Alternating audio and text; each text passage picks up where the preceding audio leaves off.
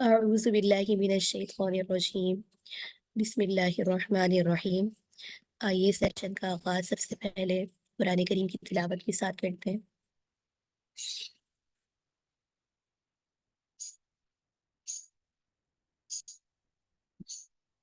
بسم اللہ الرحمن الرحیم والعادیات ضبحا فالموریات قدحا فالمغیرات صبحا فأثرن به نقعا فوسطن به جمعا إن الإنسان لربه لكنود وإنه على ذلك لشهيد وإنه لحب الخير لشديد أفلا يعلم إذا بعثر ما في القبور وحصل ما في الصدور إن ربهم بهم يومئذ لخبير.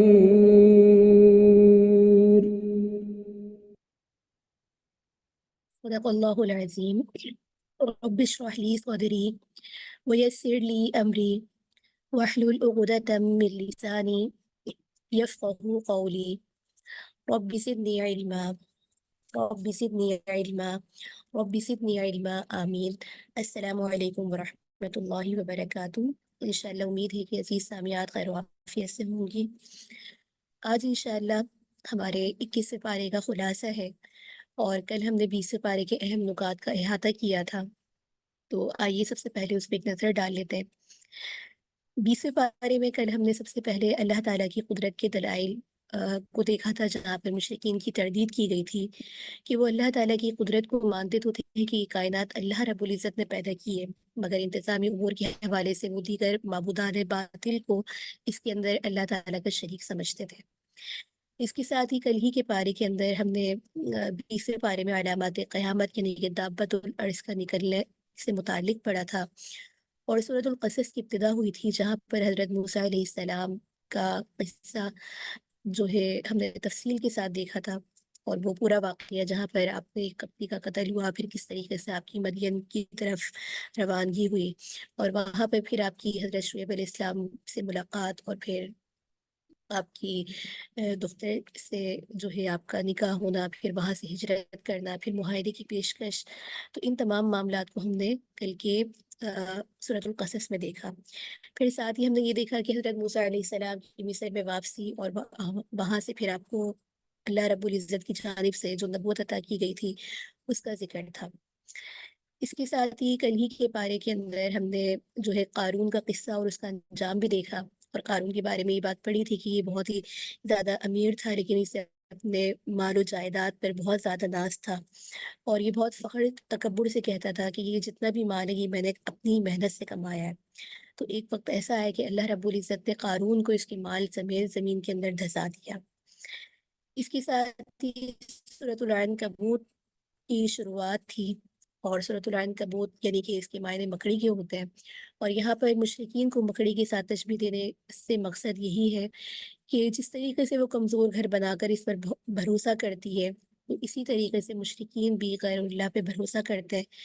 اور اس کے مضامین میں ہم نے یہ بات دیکھی کہ سابقہ اقوام کے واقعات اور اہل ایمان کے لیے تسلی کا سامان ہے، اور یہاں پر والدین کی اطاعت اور فرمانبرداری کے لیے معتدل اصول بھی بتائے گئے۔ اور یہاں یہ بات بھی ہم نے دیکھی کل کے پارے میں کہ اگر مومنین پر کوئی ایسا وقت آئے کہ دین پر چلنا اور عمل کرنا ان کے لیے مشکل ہو جائے، تو ہجرت کر کے اس علاقے کو چھوڑ دینے کی ترغیب ہے، کیونکہ اللہ رب العزت کی زمین وسیع ہے۔ اس کے ساتھ ہی یہاں پر کل کے پارے میں ہم نے یہ بھی دیکھا کہ مومنین پر جو ہے آزمائش اللہ رب العزت کی جانب سے آتی رہتی ہے، لیکن یہ آزمائش عارضی ہوتی ہے، یعنی کہ بہت جلدی ختم بھی ہو جاتی ہے، لہٰذا تسلی دی گئی ہے، اور صبر کی تلقین کی گئی ہے کہ اگر وہ صبر سے کام لیں گے تو یہ آزمائش ان کو امتیازی جو ہے اجر کا ثواب ان کے لیے بنے گی۔ اس کے ساتھ ہی یہاں پر ہم نے کل کے پارے میں یہ بات بھی دیکھی کہ آخرت میں کوئی کسی کا بوجھ نہیں اٹھائے گا، کیونکہ بعض کفار ایسے تھے جو اہل ایمان سے کہتے تھے کہ تم ایمان کو چھوڑ دو، کفر اختیار کر لو، قیامت پہ تم سے کوئی معاوضہ نہیں ہوگا، اگر ہوگا بھی تو پھر ہم تمہارا بوجھ اٹھا لیں گے۔ تو اس طرح کی فضول پیشکش کی قرآن کریم جو ہے تردید کرتا ہے کہ قیامت کے دن ہر شخص اپنا بوجھ خود اٹھائے گا۔ اس کے ساتھ ہی کل ہی کے پارے میں ہم نے حضرت نوح علیہ السلام کا قصہ دوبارہ دیکھا، اور سابقہ امتوں کا جو انجام ہوا ان کی نافرمانیوں کے سبب، ان کو بھی ہم نے یہاں پر کل ہی کے پارے میں دیکھا۔ اور پھر آخر کے اندر پارے کے اندر ہم نے یہ بات پڑھی کہ مشرکین کی مثال کو اللہ رب العزت نے مکڑی کے جالے کے سے تشبیہ دی ہے، اور یہاں پر بتانا یہ مقصود تھا کہ جس طریقے سے ان لوگوں نے اپنے معبودان باطل کو اپنا رکھوالا بنا لیا ہے، جو کہ بہت ہی انتہائی کمزور ہے، یہ خود نہ کوئی نفع نقصان کے مالک نہیں ہے، تو یہ ان کی عقلوں پر جو ہے ایک اشارہ تھا کہ کتنی کمزور چیز کو انہوں نے اللہ کے مقابل کھڑا کیا۔ اس کے ساتھ ہی آگے آج ہمارا پارہ ہے 21واں پارہ۔ یہاں پر سابقہ جو سورۃ العنکبوت ہماری تقریباً کل ہم نے 4 رکوع کیے تھے، آج یا 5ویں رکوع سے 7ویں رکوع تک مکمل صورت ہوگی۔ اسی کے ساتھ ہی سورۃ الروم، سورۃ اللقمان، سورۃ السجدہ مکمل صورت ہوں گی، اور ساتھ ہی سورۃ الاحزاب کی شروعات ہوگی، جو کہ تقریباً 4 رکوع یہاں پر اس پارے کے اندر انشاءاللہ ہم احاطہ کریں گے۔ سورۃ العنکبوت کا 5واں رکوع ہے، اور پارے کی ابتدا یہاں پر جن نکات کے ذریعے ہو رہی ہے، تو یہاں پر مبلغ یعنی کہ جو دعوت کا کام کریں ان کو 2 چیزوں کا اہتمام کرنے کی ہدایت دی گئی ہے، تلاوت قرآن اور نماز کا اہتمام۔ اس کے ساتھ ہی اللہ تعالیٰ کا ذکر یعنی کہ تسکین قلب اور تزکیہ نفس کا ذریعہ بتایا جا رہا ہے، اور ساتھ ہی اہل کتاب کے لیے دعوت ہے،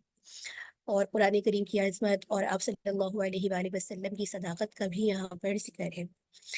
اس پورے رکوع اور پورے پارے کے اگر ہم اہم نکات کو یہاں پر دیکھیں تو دین کی دعوت دینے والے داعی اور واعظ اس کو 2 چیزوں کا اہتمام کرنا چاہیے۔ سب سے پہلے تو قرآن کریم کی تلاوت کرے اور نماز کا اہتمام کرے، کیونکہ قرآن کریم کی تلاوت سے اسے معلوم ہوگا کہ اللہ رب العزت اسے کس چیز کا حکم دے رہے ہیں اور کس چیز کی طرف اس نے لوگوں کو بلانا ہے۔ اور نماز کا اہتمام سے صرف مراد یہ نہیں کہ صرف نماز پڑھ لینا کافی نہیں ہے، بلکہ نماز کا اہتمام بھی ضروری ہے، کیونکہ نماز انسان کو فحش اور منکرات سے روکتی ہے۔ منکر ایسے گناہ کو کہتے ہیں جس کے حرام ہونے پر دلیل شرعی ہو، اور فحش یعنی کہ اس گناہ کو کہتے ہیں جس کو ہر عقل مند شخص برا اور نامناسب سمجھے۔ تو بسا اوقات بندہ نماز پڑھتا ہے اور پھر بھی گناہ نہیں چھوڑتا، تو اس آیت کا معنی یہ نہیں ہے کہ نماز بندے سے اس کے گناہ چھڑوا دیتی ہے، بلکہ اس کا مطلب یہ ہے کہ نماز گناہوں سے روکتی ہے، اور روکنا اور ہے اور چھڑوانا کا مطلب اور ہوتا ہے۔ تو یہاں پر اگر دیکھا جائے تو حقیقت میں یہاں جب نماز کا حکم دیا گیا تو نماز کا فائدہ بھی یہ بتایا جا رہا ہے کہ وہ بے حیائی اور بری باتوں سے روکتی ہے، اور حقیقت وہی ہے کہ جو حکیم اور خبیر ذات نے بیان فرمائے کہ جب شرائط آداب کا لحاظ رکھتے ہوئے نماز ادا کی جاتی ہے تو اس کے ثمرات اور نتائج انسان کو ضرور حاصل ہوتا ہے، پھر وہ نمازی اور اس کے گناہوں کے درمیان ایک رکاوٹ بن جاتی ہے۔ جیسے کہ ایک بزرگ کا قول ہے کہ نماز میں 3 صفات پائی جاتی ہیں: اخلاص، خشیت اور ذکر اللہ، جو کہ قرآن ہے، تو وہ اسے نیکی کا حکم دیتا ہے اور منکرات سے روکتا بھی ہے۔ تو جس نماز کے اندر ان تینوں میں سے کوئی بھی صفت نہیں پائی جائے، یعنی کہ نہ اخلاص پایا جاتا ہے، نہ خشیت پائی جاتی ہے، نہ اللہ کا ذکر پایا جاتا ہے، تو وہ حقیقت میں نماز ہی نہیں ہے۔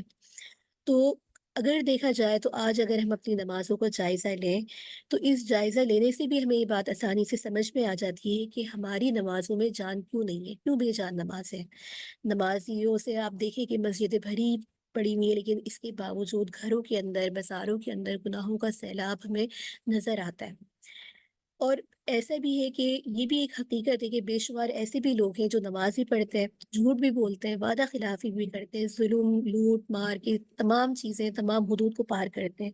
بے پردگی کرتے ہیں، بے نظری کرتے ہیں، فحاشی میں بھی ملبوس ہوتے ہیں، گھر بازار دکان دیکھ کر ان کو پتہ ہی نہیں چلتا کہ یہ کوئی نمازی بھی ہے۔ تو اصل میں اس کی وجہ یہ ہے کہ وہ نماز یا ان کا جو اثرات ہوتے ہیں وہ صرف مسجد تک محدود رہتا ہے، وہ اپنی انفرادی اور معاشرتی اور اجتماعی تجارتی جتنی بھی زندگی ہے اس کو نماز سے الگ تھلگ رکھتے ہیں۔ تو یہاں پر آپ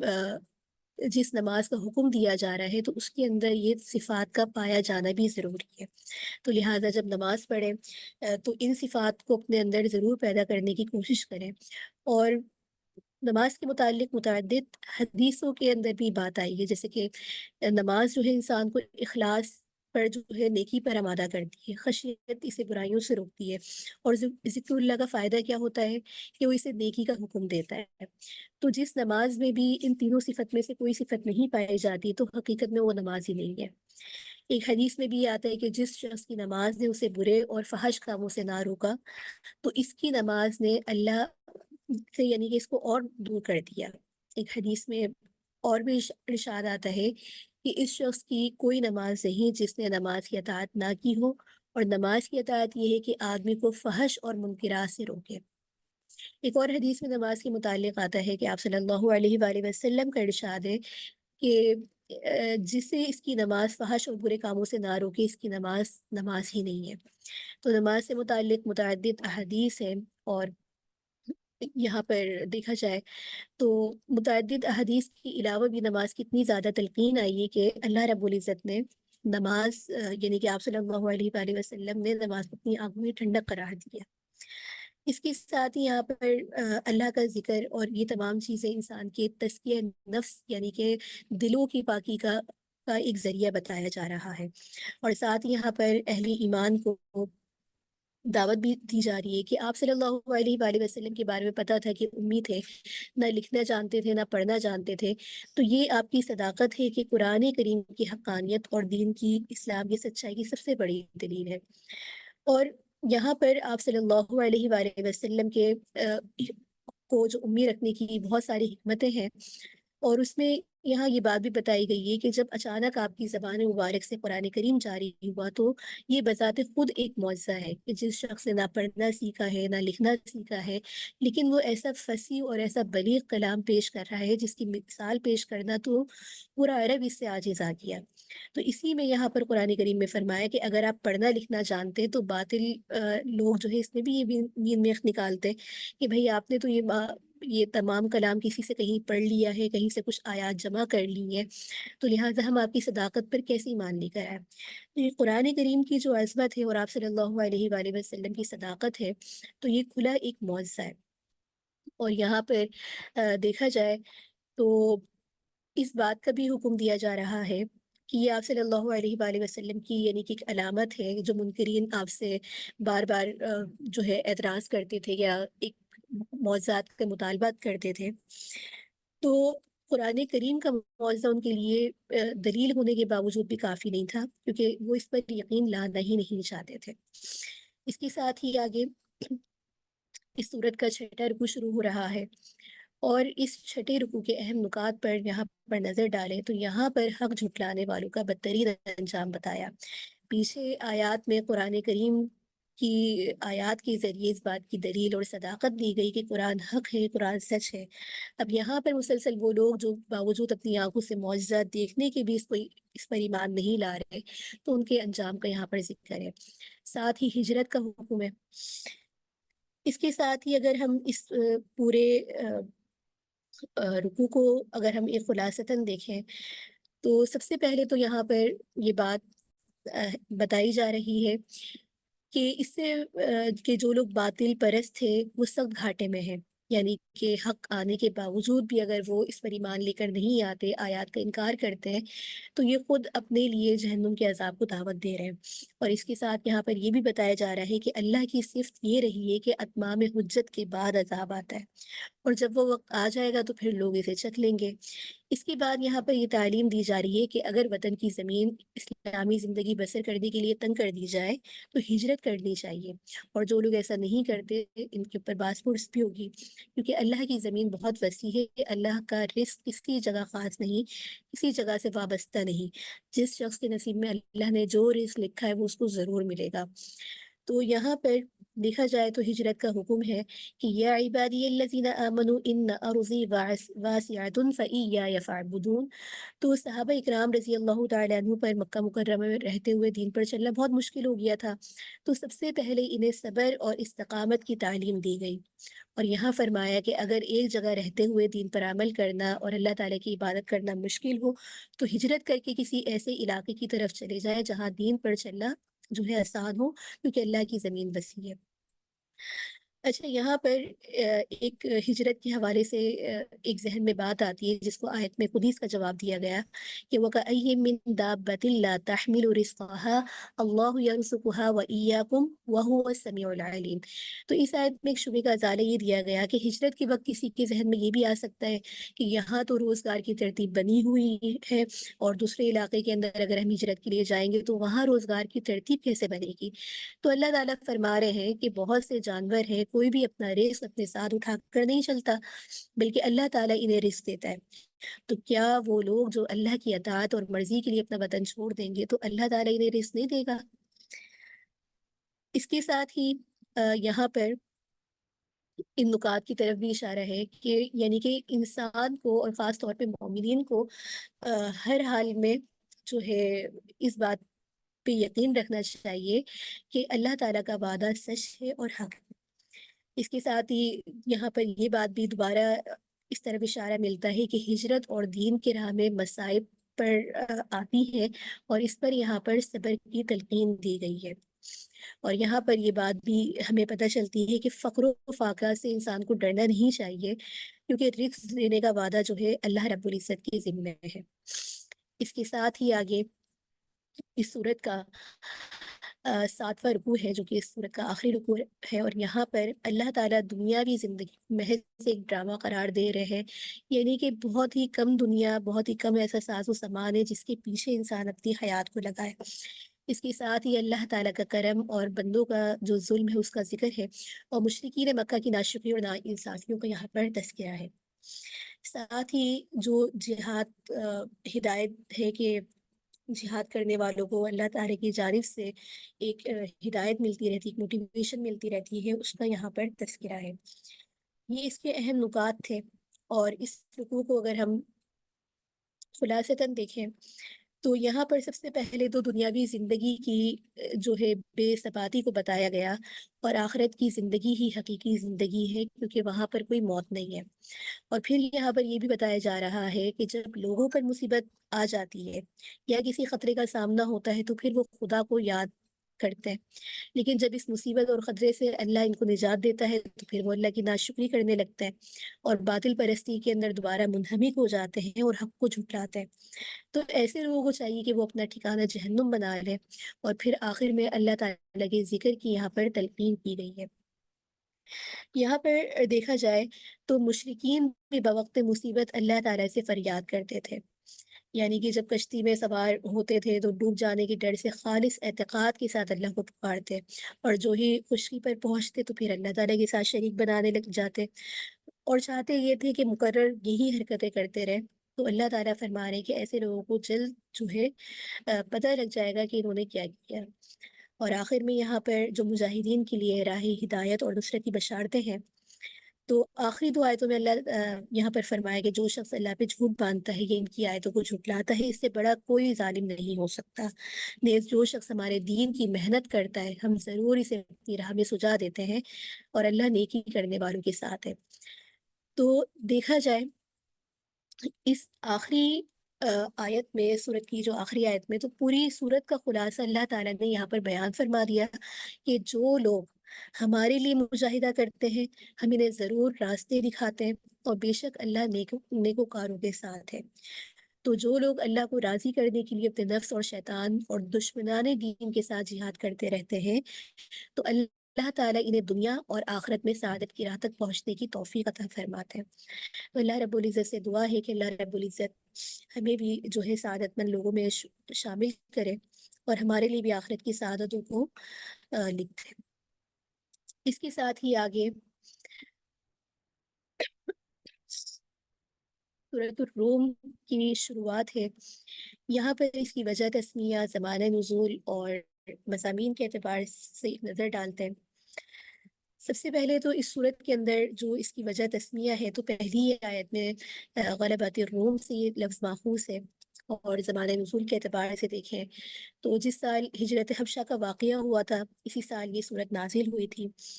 مضامین کے اعتبار سے دیکھیں تو آغاز میں روم کے مغلوب ہو جانے کا تذکرہ کرتے ہوئے پھر ان کے غالب ہو جانے کی خبر دی گئی ہے، اور یہ رسالت محمدی صلی اللہ علیہ وآلہ وسلم پر شہادت ہے، کیونکہ بعد کی تاریخ بتلا دیا کہ آپ صلی اللہ علیہ وآلہ وسلم نے جو خبر دی تھی وہ صحیح تھی، اور ایسی خبر کا ذریعہ کیا ہو سکتا ہے، وہ صرف وہی ہی ہو سکتا ہے۔ اس کے ساتھ ہی اس سے یہ سبق بھی حاصل ہوتا ہے کہ انسان محض سطح بین ہے، یعنی کہ وہی دیکھتا ہے جو وہ دیکھ سکتا ہے، جو بظاہر اس کی آنکھوں کے سامنے ہو، جو پیچھے ہے اس کو اس کی کوئی بھی خبر نہیں ہوتی۔ تو لہٰذا مجموعی طور پر انسان کو پوری اگر ہم زندگی میں دیکھیں تو ظاہری حیات پر اعتماد کر کے بیٹھنا اس کے لیے کتنا خطرناک ہو سکتا ہے۔ تو اس صورت کا ایک رخ جو ہے آخرت کی طرف پھیر جاتا ہے، اور مسلسل 3 رکوع میں آخر تک دیکھا جائے تو آخرت کے حوالے سے یہاں پر دلیلیں پیش کی گئی ہیں، اور پھر اس سلسلے کے اندر کائنات کے اندر جو آثار موجود ہیں ان کو بطور شہادت جو ہے توحید کے اوپر دلیل کے ساتھ پیش کیا گیا، اور پھر شرک کی مذمت کی گئی، اور پھر اس کے مضامین میں مثالوں کے ذریعے بات سمجھائی گئی کہ جس طرح مردہ زمین کے حق میں بارش رحمت ہے، اسی طرح مردہ انسانیت کے حق میں بھی قرآن جو ہے باران رحمت ہے، اس موقع سے فائدہ اٹھانا چاہیے۔ وقت ختم ہونے کے بعد پچھتانے کا کوئی بھی فائدہ نہیں ہوگا۔ اس کے ساتھ ہی آگے اس صورت کا پہلا رکوع شروع ہوتا ہے، اور اس پہلے رکوع کی آیات آپ کے سامنے ہے، تقریباً 10 آیات پر مشتمل یہ رکوع ہے۔ یہاں پر مسلمانوں کے لیے خوشخبری ہے اور آخرت کے واقع ہونے کے ثبوت ہے، ساتھ ہی سرکش قوموں کا انجام کا ذکر ہے۔ اس کے ساتھ ہی اگر ہم اس رکوع کو دیکھیں تو خلاصتاً ہم اس کی طرف آتے ہیں کہ یہاں پر ایران بت پرستوں یا آتش پرستوں کا ایک جو ہے ملک تھا،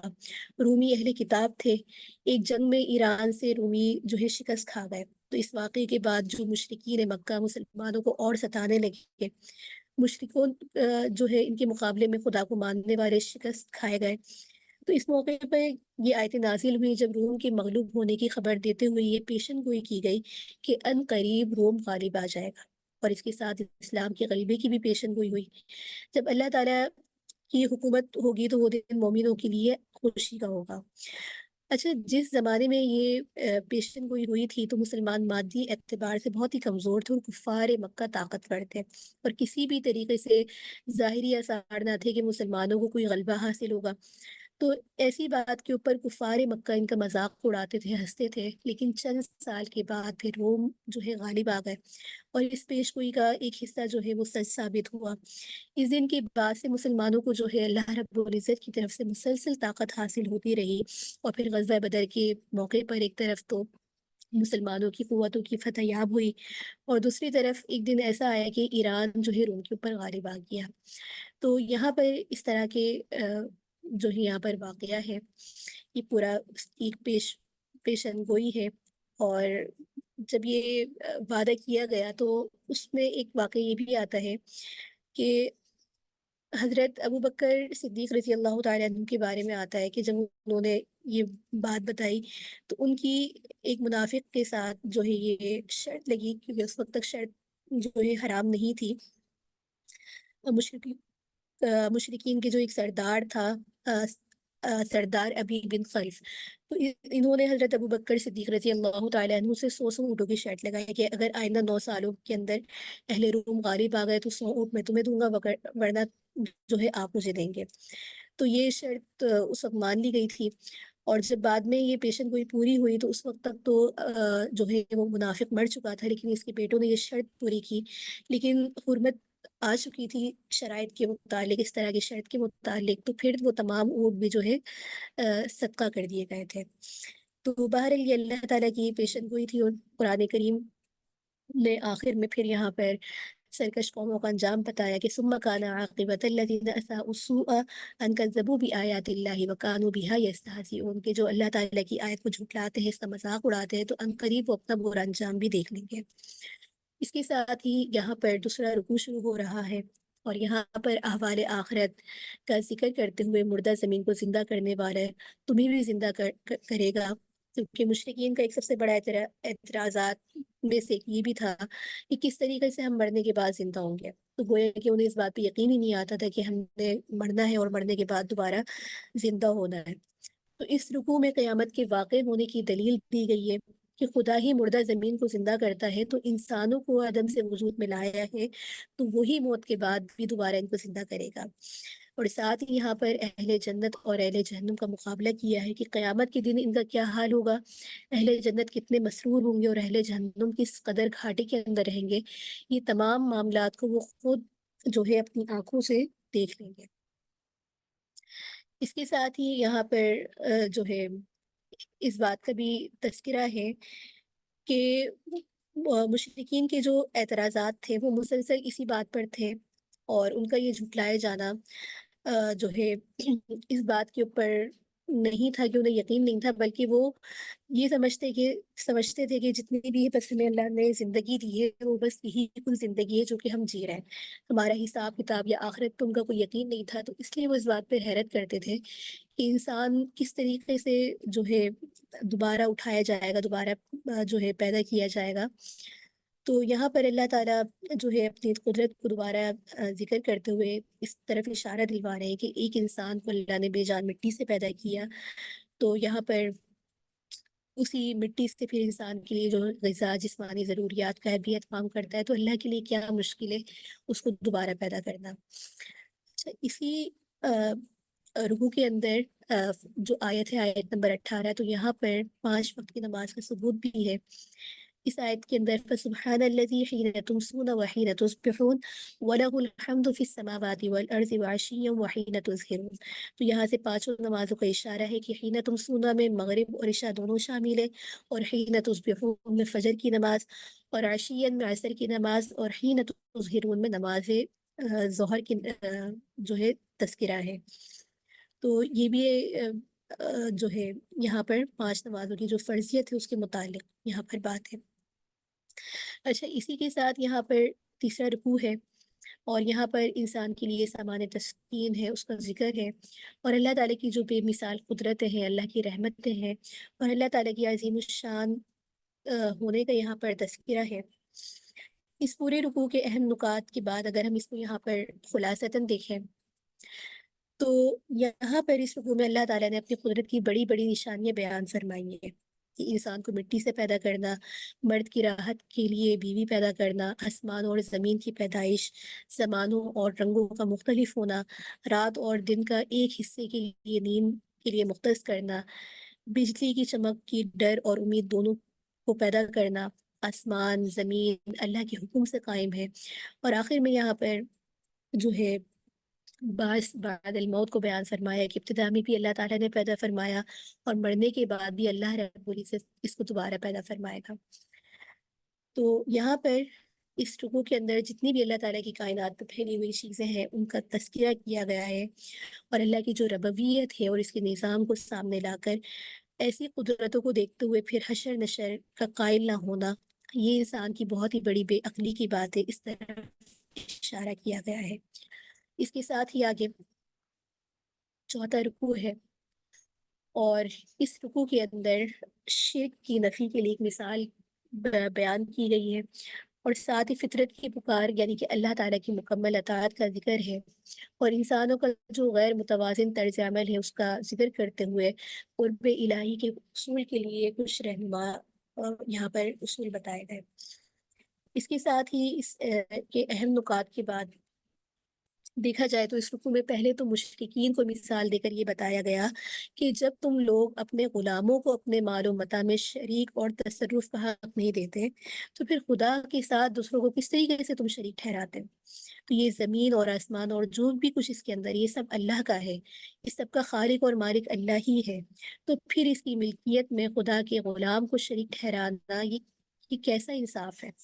اور پھر یہاں پر اسلام کو فطرت دین قرار دیتے ہوئے یہ تعلیم دی گئی ہے کہ اسلام سے اگر انسان جو ہے منہ موڑے گا تو دراصل وہ اپنی فطرت سے فرار ہو رہا ہے، اور فطرت سے بھاگ کر کوئی بھی شخص کامیاب نہیں ہو سکتا۔ اور یہاں پر پھر نماز اور تقوی پر جو ہے انسان کو کاربند رہنے کی تلقین دیتے ہوئے زکوٰۃ کی خوبی اور فائدے بھی بتائے گئے ہیں، اور اس کے بعد مشرکین کو دوبارہ نصیحت کی گئی ہے۔ اس پورے رکوع کے اندر یہاں پر دیکھا جائے تو اللہ تعالیٰ نے فطرت کی طرف انسان کا یہ اشارہ کرتے ہوئے بتایا کہ انسان کی فطرت میں اللہ تعالیٰ نے یہ بات رکھی ہے کہ وہ جب حق کو دیکھتا ہے تو وہ اس بات کو قبول کرتا ہے، لیکن حق کو دیکھتے ہوئے بھی اگر انسان اپنی جو ہے آنکھوں کو بند کر لے اور اپنے فطرت کے خلاف اگر وہ کام کرے تو پھر وہ چیز اس کو فائدہ نہیں دے گی۔ اس کے ساتھ ہی یہاں پر دیکھا جائے تو اللہ تعالیٰ سے قرب حاصل کرنے کا جو ایک طریقہ ہے وہ یہی ہے کہ اللہ تعالیٰ کی طرف توجہ دی جائے، اور یہی انسان کی دیکھا جائے تو سعادت مندی کی نشان ہے کہ انسان کو چاہیے کہ وہ اس حقیقت کو پہچانے، اور جب وہ ہر مصیبت میں خدا کو پکارنے لگتا ہے تو معلوم ہوتا ہے کہ آدمی کی فطرت میں بھی اللہ تعالیٰ نے یہ بات رکھی ہے کہ اللہ تعالیٰ کی یاد اور اس کا تعلق، تو ان تمام چیزوں کو جانتے ہوئے بھی وہ پھر کیوں اللہ تعالیٰ کی طرف متوجہ نہیں ہوتا۔ اس کے ساتھ ہی یہاں پر آگے جو رکوع شروع ہو رہا ہے 5واں رکوع ہے، اور یہاں پر قوموں پر عذاب ان کے گناہوں کی وجہ سے آتا ہے، یہ بات بتائی گئی ہے، اور ساتھ ہی عذاب سے بچنے کی راہ بھی بتائی جا رہی ہے، اور اللہ تعالیٰ کی جو نعمتیں ہیں، اللہ تعالیٰ کی جو قدرتیں ہیں ان کا ذکر ہے، اور بارش اور اس کی برکات کا یہاں پر خاص طور پر اللہ تعالیٰ نے ذکر فرمایا۔ اس کے اہم نکات کے بعد اگر اس کو ہم یہاں پر خلاصتاً دیکھیں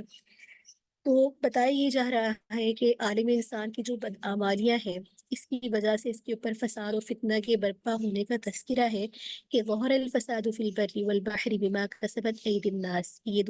دنیا میں فتنے اور فساد یہ در حقیقت بدعمالیوں کے نتائج ہیں، اور اللہ تعالیٰ کا تکوینی نظام ہے کہ کسی مصیبت کو کسی کے لیے سزا بناتا ہے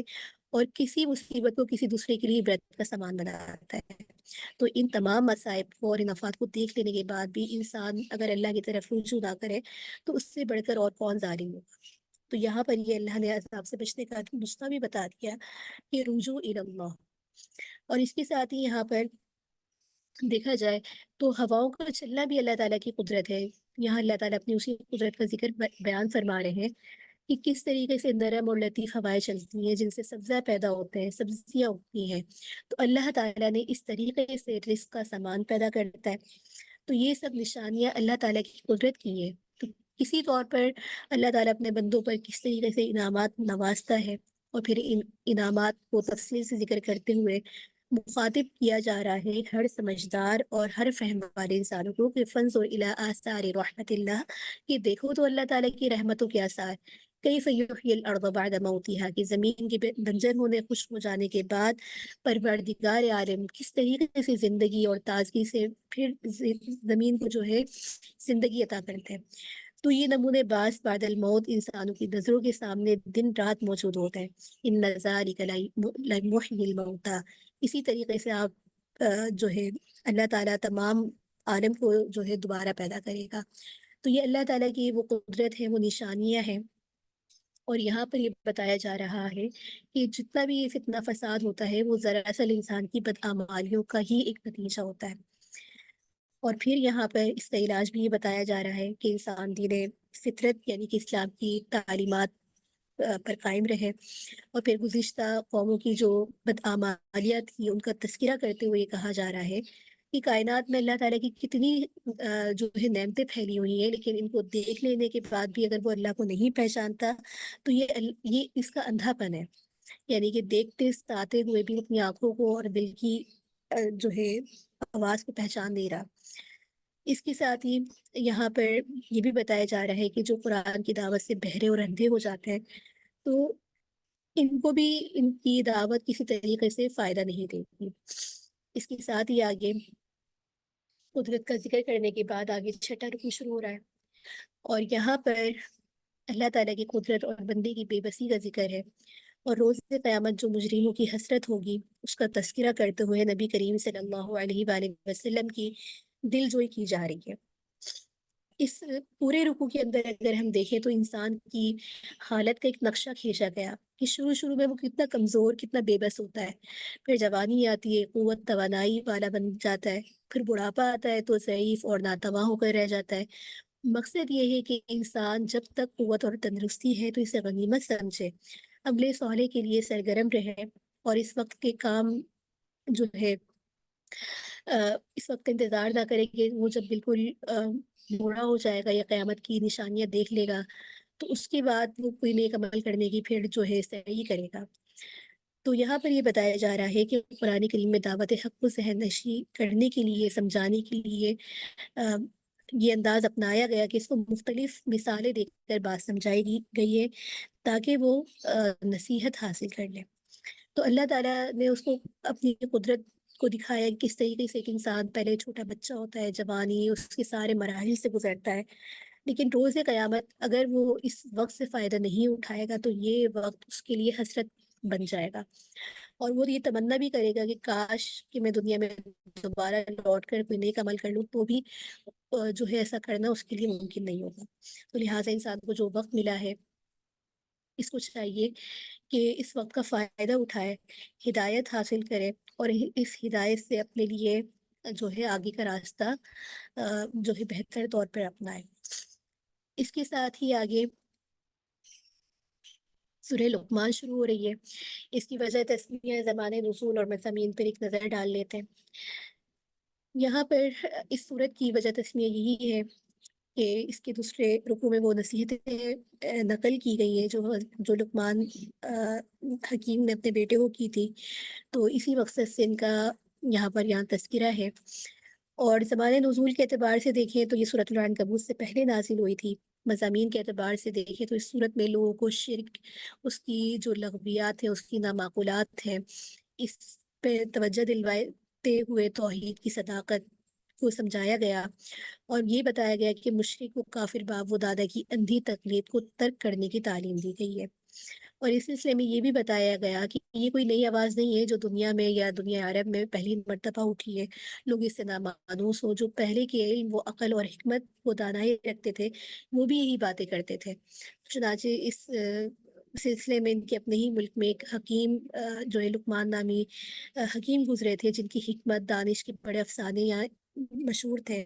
اور عرب والے بھی ضرب المثال ان کے جو اقوال تھے ان کو اپنی گفتگو میں نقل کرتے تھے۔ تو یہاں پر یہ بتایا جا رہا ہے کہ جس کا ذکر تمہارے شعر اور تمہارے خطیب اکثر کیا کرتے تھے، تو اب تم دیکھ لو وہ کس عقیدے پر اور کس اخلاقیات کے اوپر تعلیم دیتے تھے۔ اس کے ساتھ ہی یہاں پر اس سورت کا پہلا رکوع شروع ہو رہا ہے، اور اس پہلے رکوع کے اندر حروف مقطعات سے شروع ہے، 11 آیتیں ہیں، اور بتایا جا رہا ہے کہ قرآن کریم سے ہدایت کن لوگوں کو ملتی ہے، اور قرآن کریم کے حوالے سے دو طرح کے جو طرز عمل ہیں ان کا تذکرہ ہے، ساتھ تخلیق اللہ تعالیٰ کی جو شاہکار ہیں ان کا یہاں پر تذکرہ ہے۔ تو اس رکوع میں یہ بتایا جا رہا ہے کہ قرآن مجید ان لوگوں کے لیے ہدایت اور رحمت ہے جو اخلاص کے ساتھ اللہ تعالیٰ کی فرمانبرداری کرتے ہیں، نماز اور زکوٰۃ ادا کرتے ہیں، قیامت پر ایمان رکھتے ہیں،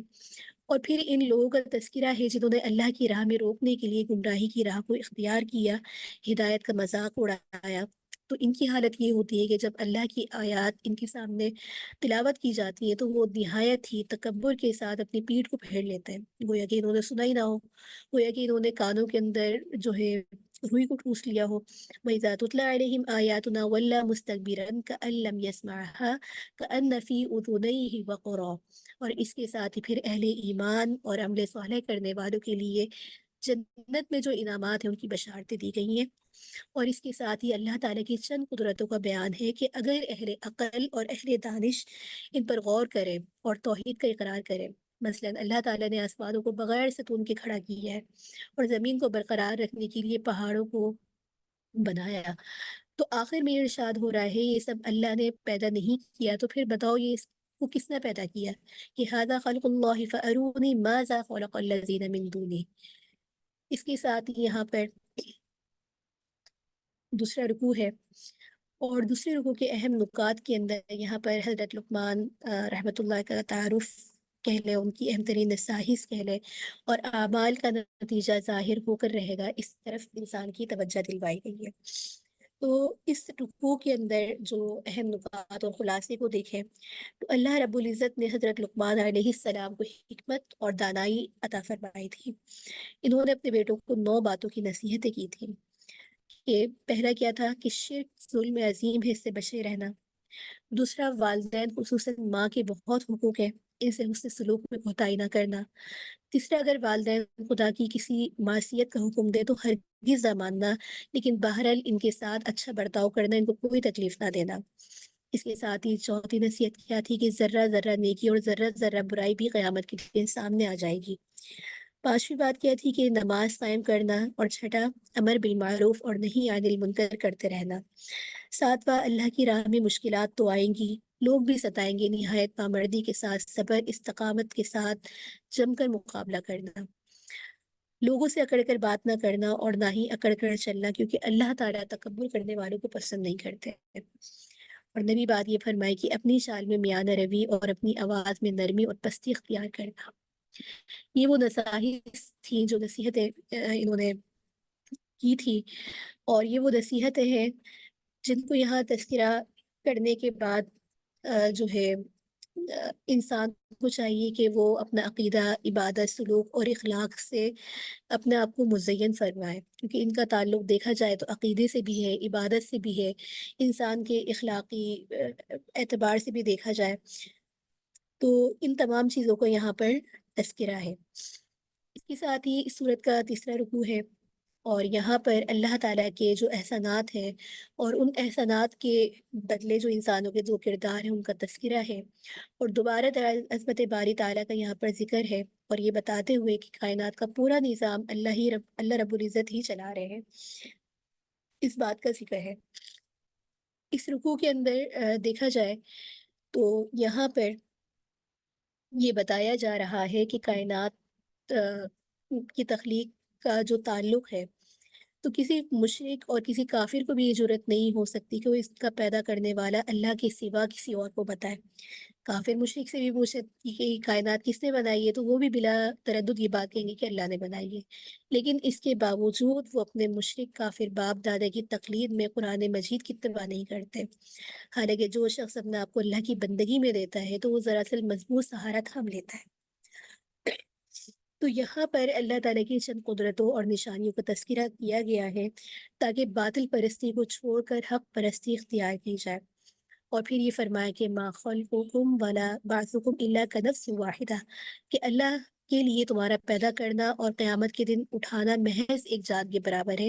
یعنی کہ جس پہ یہ مشرکین اتنا زیادہ سوچتے تھے، یہ انہیں حیرت ہوتی تھی کہ کس طریقے سے ہوگا،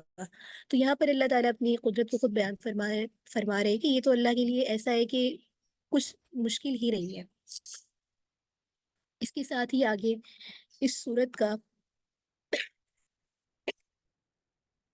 چوتھا رکوع ہے،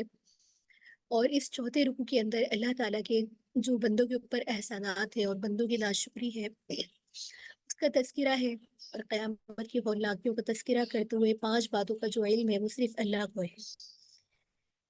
اس پورے رکوع کو اگر ہم خلاصتاً دیکھیں تو یہاں پر بھی اللہ تعالیٰ کی چند نشانیوں کو بتانے کے بعد یہ کہا جا رہا ہے کہ کبھی سمندری سفر میں انسان موج تلاطم میں گھر جاتا ہے تو بے اختیار وہ اللہ کو پکارنے لگتا ہے، پھر اللہ تعالیٰ جب اسے خشکی پر لے کر آتا ہے تو پھر خدا کو بھول جاتا ہے،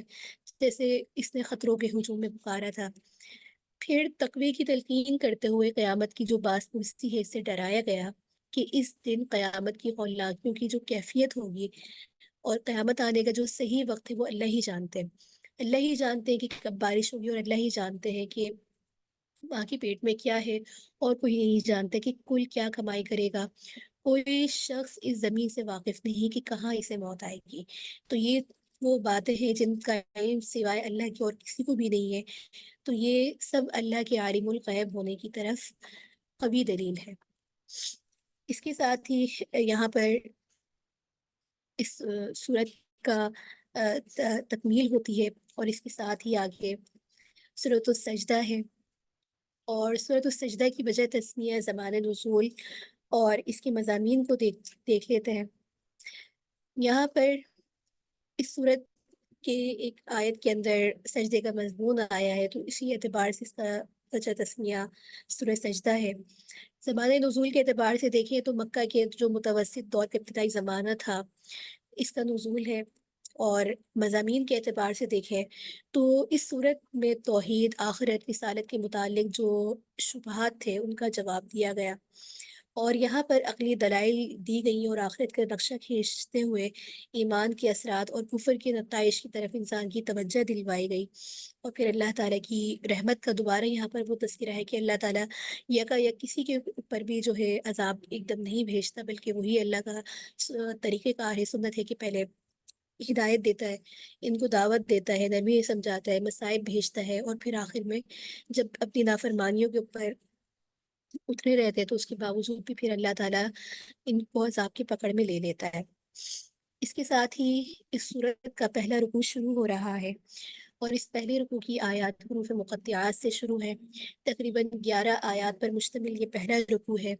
عظمت قرآن حکیم کے بارے میں ہے، اور اللہ تعالیٰ کی عظمت کا ذکر کرتے ہوئے انسان کے عظیم ہونے کے بارے میں یہاں پر بتایا گیا، اور ساتھ ہی ان کی کچھ اعتراضات اور ان کے جوابات یہاں پر مذکور ہیں۔ تو اس رکوع میں پہلے تو یہ بتایا جا رہا ہے کہ یہ قرآن کریم بلا شبہ رب العالمین کا نازل کیا ہوا ہے۔ جو لوگ یہ کہتے ہیں کہ محمد صلی اللہ علیہ وآلہ وسلم کا گھڑا ہوا ہے وہ جھوٹ بولتا ہے، اور پھر یہ بتایا گیا کہ قرآن کریم کس طرح سے جو ہے اللہ نے نازل کیا، اور اللہ نے کس طریقے سے آسمانوں اور زمینوں کو پیدا کیا۔ یہاں دیکھا جائے تو بتایا یہ جا رہا ہے کہ زمین سے آسمان تک اگر دیکھا جائے تو تدبر کے انتظامات موجود ہیں، یعنی کہ غور و فکر کرنے سے بھی معلوم ہو جائے کہ یہ کوئی انسان کی پیداوار نہیں ہے بنائی بھی۔ جس طریقے سے انسان کو مٹی سے بنایا، اسے اچھی شکل و صورت عطا فرمائی، اسے حواس ظاہری باطنی سے نوازا گیا، لیکن اس کے باوجود انہی کانوں سے، انہی آنکھوں سے اور دلوں سے خدا کی نافرمانی جو ہے یہ لوگ کرتے رہتے ہیں، اور ساتھ ہی پھر یہ بھی کہتے ہیں کہ مٹی میں مل جانے کے بعد بھلا ہم کیسے دوبارہ زندہ اٹھائے جائیں گے۔ تو یہاں پر ان کے لیے فرمایا جا رہا ہے کہ گھبراؤ نہیں، موت آئے گی، اور پھر تم دیکھو گے کہ کس طریقے سے اللہ کے حضور پیش کیے جاؤ گے۔ اس کے ساتھ ہی آگے دوسرا رکوع ہے،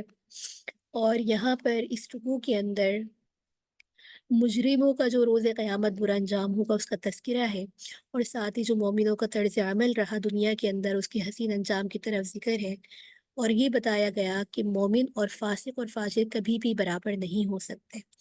اور یہ بھی یہاں پر یہ بات ہے کہ بڑے عذاب سے پہلے چھوٹے چھوٹے عذاب جو ہے بطور آزمائش، بطور تنبیہ انسان کے اوپر جو ہے آتے رہتے ہیں۔ تو سب سے پہلے تو اس رکوع میں یہ بتایا جا رہا ہے کہ قیامت کے دن جب مجرمین سر جھکائے ہوئے اپنے رب کے پاس پہنچیں گے تو وہ کہیں گے کہ پروردگار ہم نے دیکھ بھی لیا اور سن بھی لیا، اب ہمیں دنیا میں واپس بھیج دے تاکہ ہم عمل صالح کریں۔ اب ہم کو قیامت کا یقین آ چکا ہے، لیکن ان کو جواب ملے گا اب اس کا کیا موقع، کیا فائدہ؟ ایمان تو اسی وقت کا معتبر تھا جب غیب تھا، اب تو فیصلے کا وقت ہے، لہٰذا اس دن کو بھولے بیٹھنے کا مزہ چکھو۔ اس کے بعد یہ بتایا جا رہا ہے کہ ہماری آیتوں پر وہی لوگ ایمان لاتے ہیں، وہی لوگ ایمان رکھتے ہیں جب ان پر آیات الہی کے ذریعہ تذکیر کی جاتی ہے تو وہ سجدوں میں گر پڑتے ہیں اور اللہ کی تسبیح اور حمد و ثنا کرتے ہیں، تکبر نہیں کرتے۔ رات کے وقت جن کے پہلو بستر سے آشنا نہیں ہوتے، یعنی کہ تہجد کی نمازوں کا اہتمام کرتے ہیں، ذکر الہی کے اندر اپنی رات بسر کرتے ہیں، اور جو اللہ کا دیا ہوا مال ہے وہ اللہ کی راہ میں خرچ کرتے ہیں۔ اور پھر اہل جنت اور اہل جہنم کا مقابلہ کیا ہے کہ قیامت کے دن دونوں کے ساتھ جو بھی کچھ معاملہ پیش آئے گا اس کا یہاں پر تذکرہ ہے۔ یہ لوگ پھر اس وقت یعنی کہ اپنی آنکھوں سے دیکھ لیں گے کہ اللہ رب العزت نے کی جو آیتیں ان کے بارے میں بار بار بتائی جاتی تھی تو وہ بالکل ایک سچ ہو کر رہی ہے۔ تو لہٰذا اب تو اعمال اور حساب کتاب کا وقت ہے، جس نے نیک اعمال کیے وہ اس کا ویسا بدلہ پائے گا۔ اس کے ساتھ ہی آگے اس سورت کا تیسرا رکوع ہے، اور یہاں پر بتایا جا رہا ہے کہ امامت کا اعزاز کیسے ملتا ہے، ساتھ ہی دعوت فکر اور غور و فکر کے بارے میں ہے، اور تنزیہ سوالات جو ان کی طرف سے ہوتے تھے ان کے جوابات یہاں پر مذکور ہیں۔ تو اس رکوع کے اندر دیکھا جائے تو یہ بتایا جا رہا ہے کہ جس ہستی نے تورات نازل کی تھی اسی نے قرآن کریم بھی نازل کیا ہے، جس کو ہماری نشانی دکھائی گئی اور اس نے اس سے اعراض کیا، تو اس سے بڑھ کر اور کون ظالم ہوگا؟ ہم اس سے انتقام لیں گے، اس میں کوئی شبہ نہیں رہنا چاہیے۔ اور پھر ساتھ یہ بھی بتایا جا رہا ہے کہ بنی اسرائیل میں سے کچھ دین کے پیشوا ایسے بھی لوگ تھے جو لوگوں کو ہدایت کرتے تھے اور لوگوں کی سختیوں کو سنجیدہ طریقے سے خندہ پیشانی کے ساتھ برداشت کیا کرتے تھے۔ اور پھر آخر میں یہ تمام معاملات کے بعد بتایا جا رہا ہے کہ یہ سارے اختلافات کا جو فیصلہ ہے وہ قیامت کے دن ہو کر رہے گا۔ جو منکرین پوچھتے ہیں کہ فیصلے کا وہ وقت کب ہے، وہ دن کب آئے گا، تو اے رسول ان سے کہہ دیجئے جب وہ وقت آئے گا تو اس وقت کے کافر جو لوگ ہیں ان کا ایمان لانا ان میں سے ان کو کوئی فائدہ نہیں رہے گا، کیونکہ یہ قیامت کی تو اس قدر جلدی کر رہے تھے، اتنا سوال کر رہے تھے گویا کہ انہوں نے بہت تیاری کر رکھی ہو، لیکن جب یہ اپنا انجام اس وقت دیکھ لیں گے تو اس وقت ان کا جلدی کرنا یا ان کا انتظار کرنا ان کو کوئی بھی فائدہ نہیں دے گا۔ اس کے ساتھ ہی آگے سورۃ الاحزاب کی شروعات ہے، اور یہاں پر اس کی وجہ تسمیہ، زمان نزول اور مضامین کے حوالے سے جو ہے ایک مختصر نظر دیکھتا ہے کہ یہاں پر احزاب کا لفظ آیا ہے، اسی وجہ سے یہاں پر اس صورت کا نام جو ہے مذکور ہے۔ زمان نزول کے اعتبار سے دیکھیں تو یہاں پر 3 واقعات ہیں، غزوہ احزاب کا ذکر، غزوہ بنی قریظہ کا ذکر، اور تیسرا حضرت زینب رضی اللہ تعالی عنہ کا آپ صلی اللہ علیہ وآلہ وسلم سے نکاح جو ہے یہاں پر مذکور ہے۔ مضامین میں دیکھا جائے تو یہ 3 واقعات کے اوپر ہی بحث کرتے ہوئے کچھ ایسے امور تھے جن کی طرف توجہ دلوائی گئی، اور وہاں ان کے بارے میں واضح احکامات تھے، جیسے کہ پہلے زمانے میں لے پالک بیٹا یا منہ بولا جو بیٹا ہوتا تھا تو اسے جو ہے بالکل اس طریقے سے سمجھا جاتا کہ گویا کہ وہ بالکل ان کے سگے بیٹے جیسے احکامات ہوتے، تو جاہلیت میں یہ تصورات تھے، اس وجہ سے یہاں پر کچھ تفصیلی احکامات ہیں۔ اس کے ساتھ ہی ازواج مطہرات کی جو ایک زندگی آپ صلی اللہ علیہ وآلہ وسلم کے ساتھ گزر رہی تھی، اس حوالے سے جو ان کے تاریخی شواہد کہہ لیں آپ، یا پھر ان کا نفقے سے متعلق جو ایک بڑھانے کے متعلق تھا وہ بات ہے۔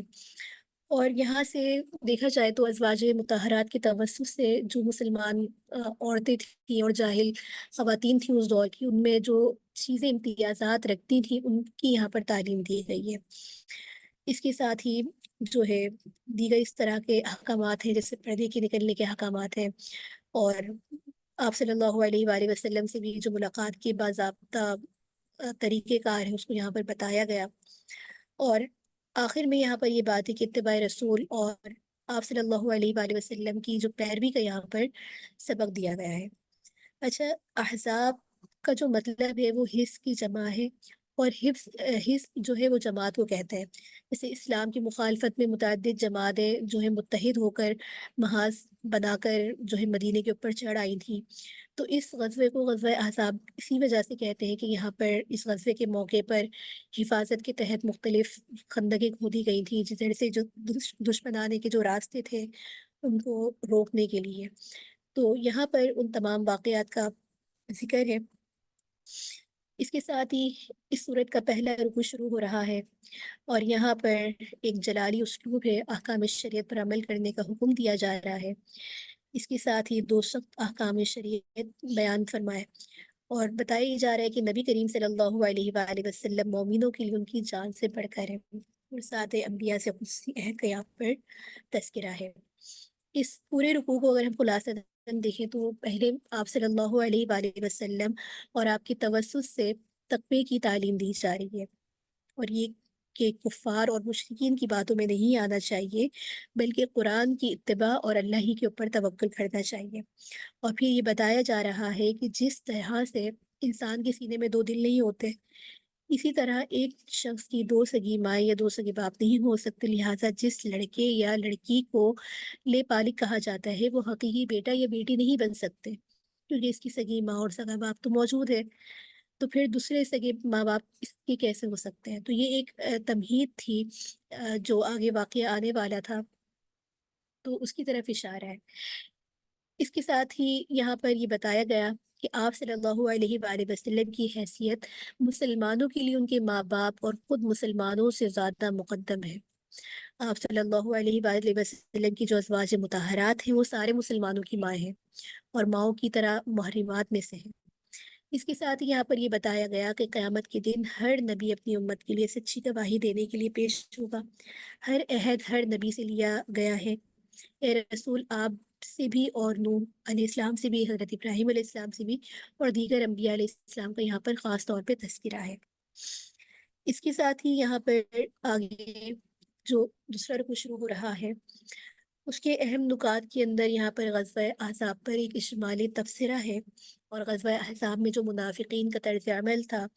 اور منافقت کا جو ان کا سبب تھا وہ جان اور مال کی محبت تھی، اس کو یہاں پر بیان کیا گیا۔ اس کے ساتھ ہی دیکھا جائے تو اس رکوع کے اندر غزوہ احزاب یا غزوہ خندق ہم دونوں ہی کہہ سکتے ہیں، اس کا ذکر ہے کہ مکہ کے جو کافر اور مدینے سے جو نکالے ہوئے یہود تھے، ان سب نے مل کر جو ہے مدینہ پر حملہ آور ہونے